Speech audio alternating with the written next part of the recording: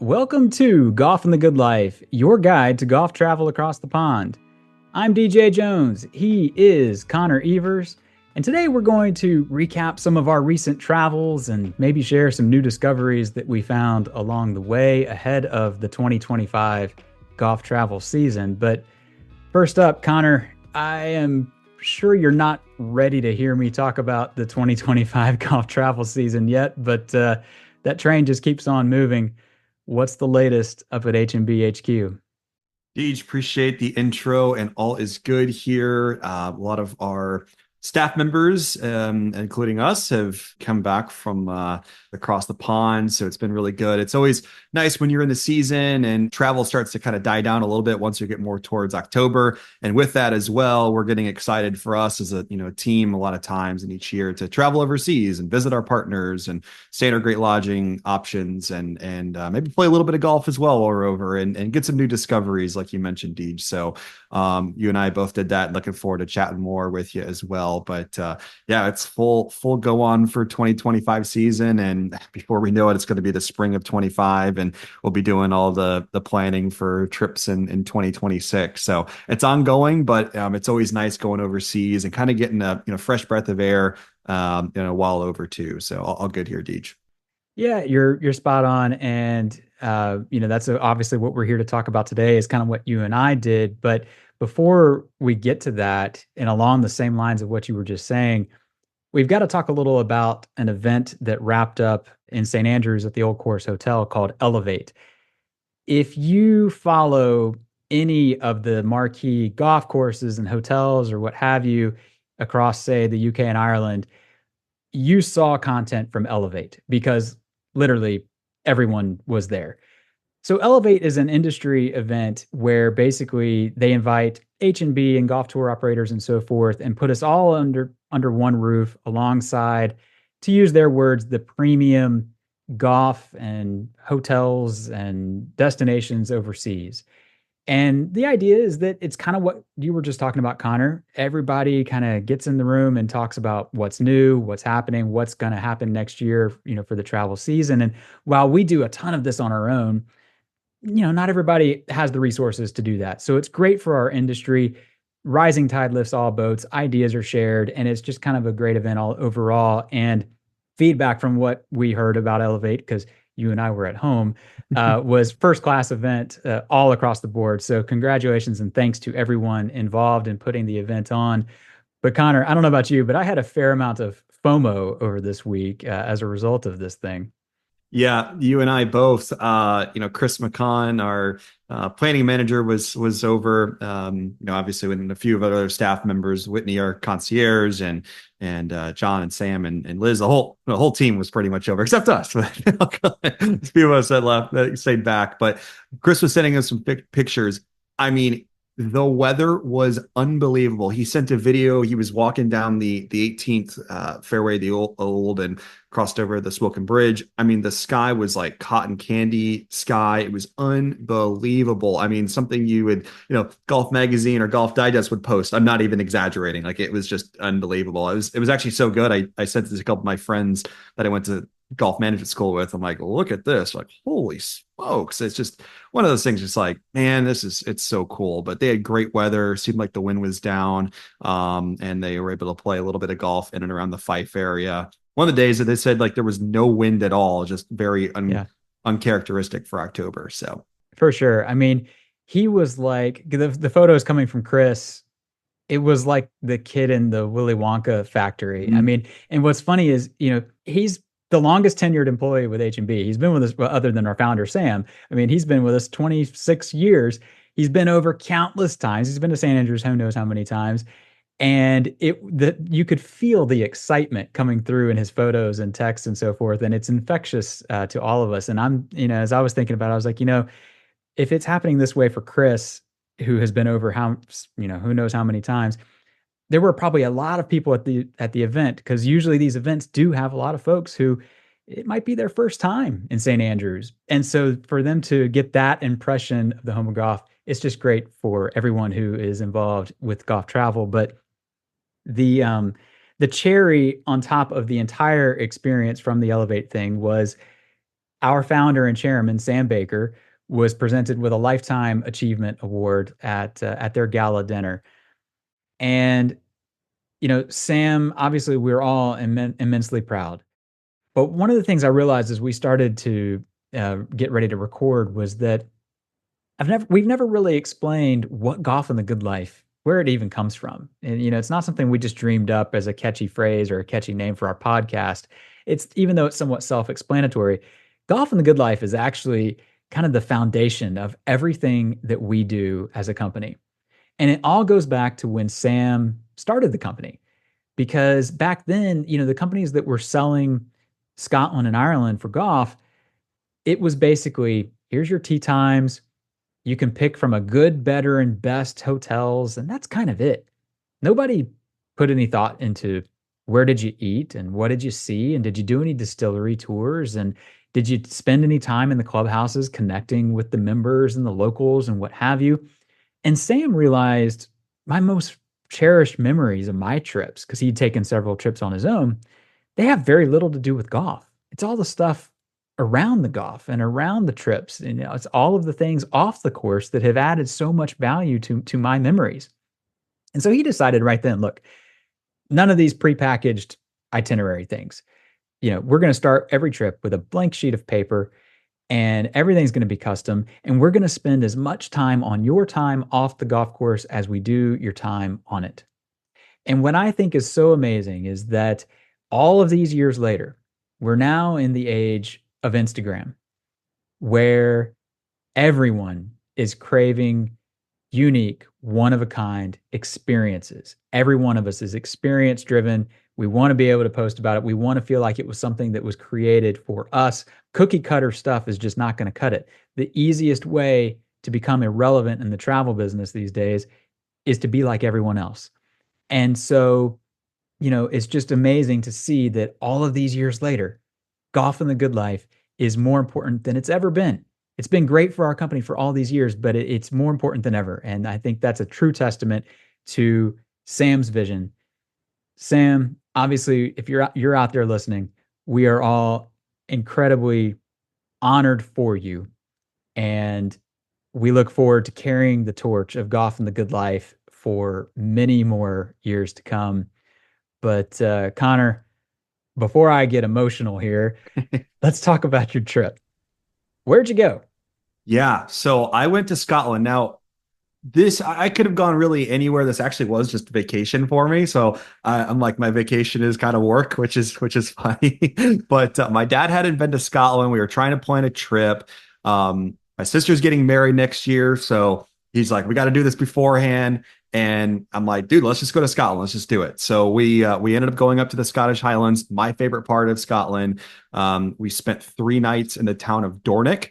I've been to Dornoch before. It was a 1 night quick stay and played Royal Dornoch kind of in and out. But I wanted to just kind of relax in the town, get to see it, and just going there and staying there for a little bit longer just I mean, I already had an appreciation for the town, but just having a little bit more, actually a lot more, since just staying there for 3 nights was incredible. But we stayed at Dornoch Station, which is right there in Dornoch. Really nice property. It's a part of the Marine and Lawn portfolio of properties throughout GB&I. The nice thing is they have kind of the big characteristic of the properties and where it is at Dornoch Station now is they have a cool putting and chipping green. I mean, some of the best public areas throughout any hotel I've stayed in. They've got the bar Ross, which is in fluxates to Donald Ross, which is great. Snooker table in there, just a really cool hangout location. And there's a kind of a one short little sidewalk that goes right out to essentially where the second hole is at Royal Dornoch in the championship course. So really great property there. This was a little bit more of the good life trip, I'll call it. There was only a couple of rounds of golf played, which we'll talk about, but did a lot of touring up in the area, drove around and did a lot.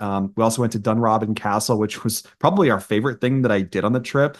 The castle's great. We had a beautiful day, but they did falconry and they do falconry at the castle. And they actually stopped doing it in the fall for a little bit, but because of the demand for the area, they actually continue doing it up until the 1st of November. So that was one of our favorite things that we've done. I've never done falconry before.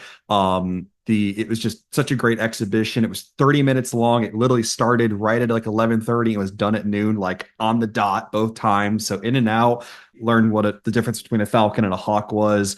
It was just exceptional. Loved it. Something you just can't really do, too often. And I think because the town of Dornoch's pretty small, so I'm pretty sure we went into a majority of the restaurants, and I think we went to every single pub in town. But we ate at the Greens restaurant, which is a newly renovated restaurant and kind of early. I think it was open in February of 2023, the renovation. But it's above the courthouse, right in kind of the main central location of the town of Dornoch. And we actually just went in there to get beers one night, and we saw the menu was great. So we ended up going the final night. They have a mural in the restaurant, and after looking at it a couple of times, I realized Old Tom Morris and Donald Ross are actually painted on the mural. So it's just really cool, and really good meal. And then of course we ate at Luigi as well, which is in town. Friend of the company, Chris there manages it, and just a really good meal. One of our favorite meals over in Scotland. So that was kind of the good life offerings that we did up in the Highlands, and more specifically to Dornoch. I've seen the picture of that mural, I Mm. think, on the website for the Carnegie Courthouse, because I went to a whiskey tasting in there one time, and but it was downstairs in the shop. But great to know that obviously the food in there is it's a great spot to go after you go to your whiskey tasting. But there was very little mention of golf. I'm used to you having 36 holes a day. I mean, what's what's going on? So the clubs did come with me for a 9 night trip. I only played 2 rounds of golf, which is not usually what I do, but played Brora and Royal Dornoch. Brora exceeded expectations. I mean, it was so pure. The conditions were fabulous. I mean, the locals were saying that they had a lot of rainfall up in Dornoch in the last like month and a half, like 6 weeks. So both Royal Dornoch and Brora, I mean, it was super green. And the big thing with Brora is they have the livestock that roam around the course, and they were definitely out. Saw the Highland cows and some sheep, and you're up on there on like the 16th hole, which is a tougher par four, and you see the sheep out in the distance. It's like, all right, I'm aiming for that one. It's so cool. You can't get that anywhere else. It's just such a unique experience. I've been explained, Brora, probably before maybe COVID. It's like, oh, it's quote unquote off the beaten path. And yeah, it's fairly north, one of the most northern golf courses in Scotland. But man, I don't think it's that off the beaten path. Like after the experience of playing there, it was such a joy to play. The front nine is gettable, back nine coming in is a little bit more challenging, but goodness, it was great. Recommended. I mean, we already recommend it, but even more just playing it again. It was so fun. Great golf course to start on, I'll also say, on a trip, just like a quintessential Scottish links experience. Not going to beat you up, but it's just so fun. Also, fantastic weather. It was like 60 degrees, sunglasses, and then the following day played Royal Dornoch. It's my second time around there. Just another appreciation for the links at Dornoch. I mean, it's just you get kind of goosebumps going there. Things you remember, things, subtleties of the golf course that you learn again. You just get it, not only appreciation for just the place you're at, but like, it's so awesome just playing this game and being able to just do it and walk the links there. And we had a rainbow over when we played Foxy, which is really cool. And that was kind of the trip from a golf perspective. Nothing crazy on there. And then the clubhouse is coming together quite nice. It'll be pretty much right behind the 18th green when you finish up on the championship course. So just a fabulous time. Golf was great. Yeah, I mean, I couldn't believe when you sent me the picture from Brora and you were in like a lightweight long sleeve shirt. Like I don't even think you had anything underneath it. Sleeves were rolled up and the sunglasses were on. And it's like October 20th. I mean, it doesn't, if there's any case for consider the shoulder seasons, I don't know what else makes a better case than that. But I'm glad you finally got there. And you're right. Like years and years ago, hardly anybody got up to Brora. We might have one or two groups a year that would get to Brora. And these days it's like that the exception is skipping Brora. Great stuff. Glad you finally got up there. My trip was very similar in that it was all good life. I left the clubs at home. We flew from Orlando to Edinburgh, which first time ever I wound up on the nonstop Virgin Atlantic from Orlando to Edinburgh. I don't know how have never taken this flight before, But wow, was it nice to just land in Edinburgh and be there as opposed to having a connection somewhere or taking a train or whatever. So if you are in Florida and you are planning a trip to Edinburgh in particular, just get out of Orlando, like even if it's a further drive, or take the Bright Line from down South Florida or whatever you got to do. It just saves you so much hassle coming in. But we land and we're like, okay, we're gonna walk off the jet lag. So we decide we're gonna walk up the Royal Mile to the castle. Now, I've been in Edinburgh countless times. I've never been inside the castle. And it's one of those things where I've just never, it's not that I've, purposely skipped it. I've just never really felt the need to go because it's like it's there all the time. Like you're everywhere you look in the city, it's like, hey, there's the castle. Like, so I felt like I've seen it. And we get all the way up there and it's sold out. And I mean, it's mid-October. Didn't occur to me that it would be sold out, in the off season. So we booked the tickets for a couple days later and went back. So tip number one, if you're listening out there and you're going to Edinburgh, is book your tickets for the Edinburgh Castle in advance, especially if you're going in the high season. The castle was fine. And I think that's probably the easiest way I can put it. Do I need to do it again? No. The views were nice. It's very busy. It's very touristy. And there's nothing wrong with that. But like, unless it's like super high on your must-do list, you can see it from anywhere in the city. You don't have to pay the admission fee to see it. But there were some cool things. They had the Scottish crown jewels and so forth in there. We did a free Harry Potter walking tour. So you sign up online on this random website and it is free, but it is a tip your guide kind of thing. And if you're into Harry Potter, you know that, a lot of the characters and some other things around in the stories were inspired in Edinburgh. So you go on this great walking tour. The guide is in full Harry Potter house garb or whatever, and it was fun. I would 100% do that again. It was just a good way to spend a couple hours.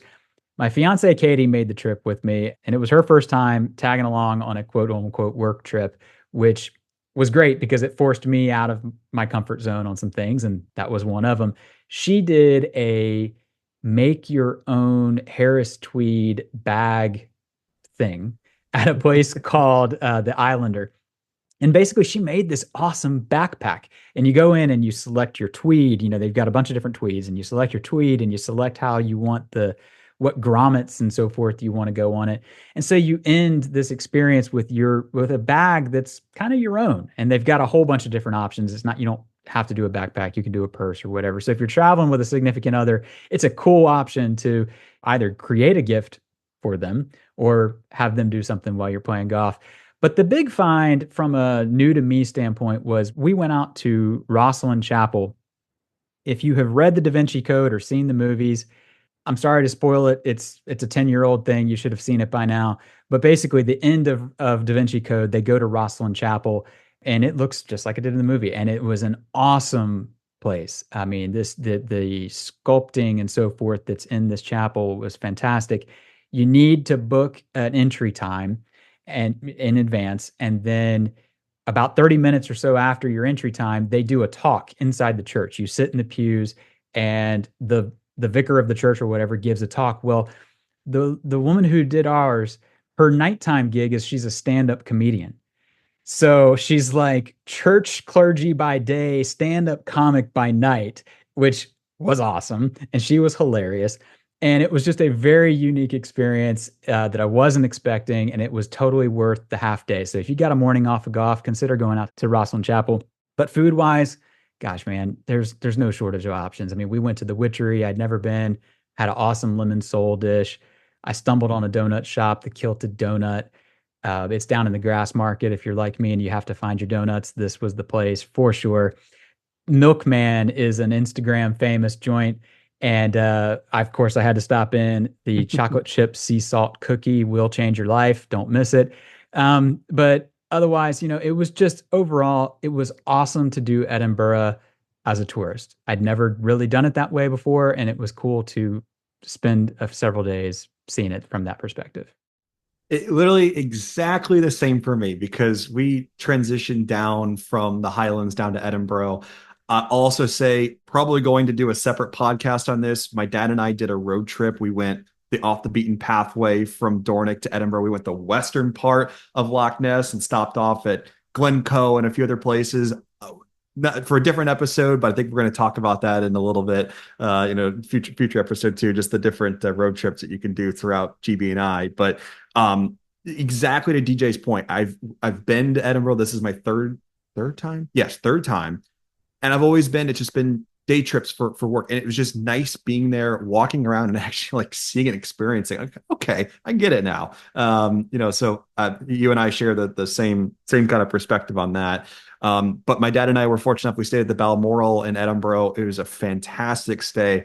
I mean, again, usually when we go over, it's 1 or 2 night stays, and we were there for 3 nights. It was just the level of service was incredible. The head concierge memorized my dad and I's names and had our kind of our itinerary, what we were doing. He remembered it. Just level service you don't get at many other places. And Balmoral is just a special place, special address as well, right there and right outside the Waverley Station. And to Katie's point too, I did go and get a Harris Tweed. I got not a backpack, but I did a duffel bag. And back to the Balmoral, the big thing that I really like about Balmoral is the Scotch whiskey bar. They have 500, 550, 600. I can't remember the number of different varieties of whiskey within there. And they have some whiskey experts that kind of guide you through. You kind of tell them what you like, what you don't like, or maybe you just don't know.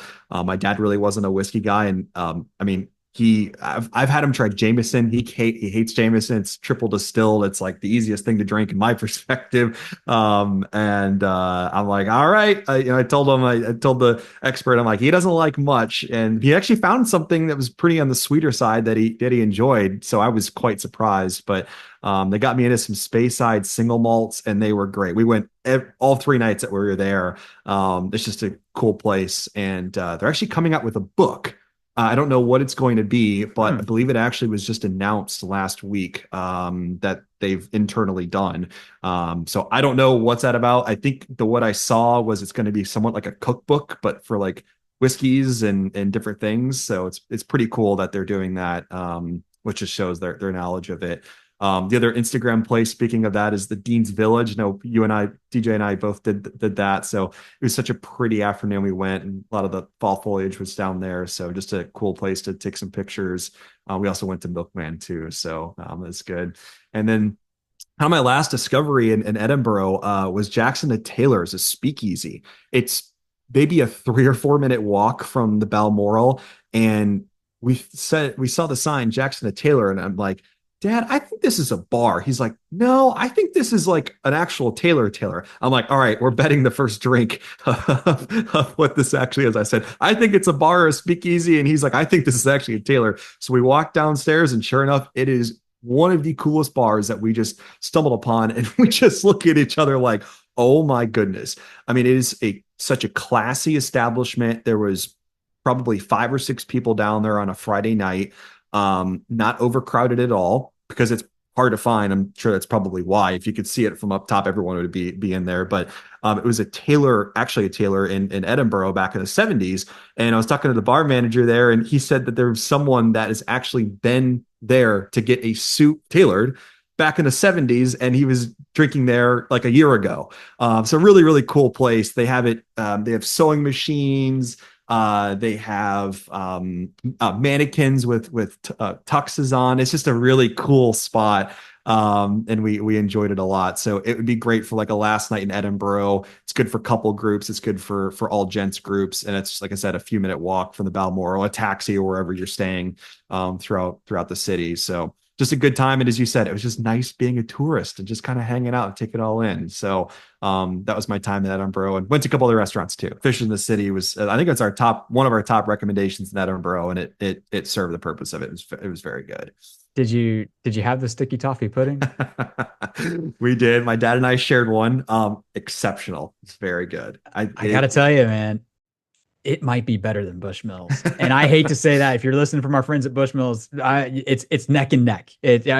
But gosh, I mean, for years and years, Bushmills has been like the gold standard among H&B in terms of the sticky toffee pudding. And I took a couple bites of the one at Fisher's the other night. This is a couple weeks ago now. And I was like, oh my gosh, this is really, we got to run for the money. So we might have to designate, between the two, the best Scottish sticky toffee and the best Irish sticky toffee, and just go from there. But speaking of Ireland, I actually jumped from Edinburgh over to Belfast was essentially the next well was the next flight, and then we went up to Royal Portrush, and this was a accommodation heavy segment for me because there is a lot of activity in and around Portrush, as you might expect, ahead of the 2025 Open Championship. So we stayed at Curran Gate, and Curran Gate is a unique property. It opened a few years ago. It is essentially adjacent to Royal Portrush out down at the end of the Valley Links. And they're basically all 3 bedroom, 2 bath apartments. First off, they are outfitted to the nines. I mean, high end everything throughout, appliances and tons of space, a very comfortable setup. You know, if you're somebody that's you don't really want to do a hotel, you want to have some kind of shared or communal space, this is a great option because obviously you each have your own bedroom, plenty of space in the living room, and the kitchen was awesome. All of the apartments look out toward the links and the ocean. There's a soccer field in between the building and the links, so you just kind of got to look past it. But a very unexpected setup because in my mind, when I think apartments, I'm thinking self catering, and self catering is you're just kind of on your own. Well, Kern Gate's a little different in that it's a bit of a hybrid. You've got daily housekeeping and daily breakfast, and the breakfast each morning was awesome. Obviously, there was a whole spread of continental stuff in terms of fruit and pastries and so forth, but they did made to order eggs and pancakes and so forth. So it was really great. But really, what I'm going to remember most was the hospitality from the proprietor, Deirdre. She was awesome. She joked at one point that these groups of guys come and I'm like their Irish mom for the week, and there was some truth to that. I mean, you're at breakfast and she's like, DJ, you didn't have very much to eat. Do you need some more? Take some bananas with you. Do you want some pastries for the road? You might want something later. And don't you know, I needed that pastry later in the day. She was right. That really made it warm and welcoming and felt like home. And that's what I'm going to remember. So if that fits into what you're looking for your group from an accommodation standpoint, it's a great option. Deirdre will take great care of you. We also then did a hard hat tour of the new Dunluce Lodge, which has been on kind of everyone's radar for the last couple of years because it's going to be a new 5-star hotel adjacent to the fourth fairway on the Dunluce Links, and it's going to elevate the game from an accommodation standpoint in Portrush proper. 5-star all the way. They know what they have in terms of the view and the location out on the fourth fairway. Everything kind of draws your eye that direction. The rooms are going to be beautifully outfitted, but they're also enormous. There's a full service spa.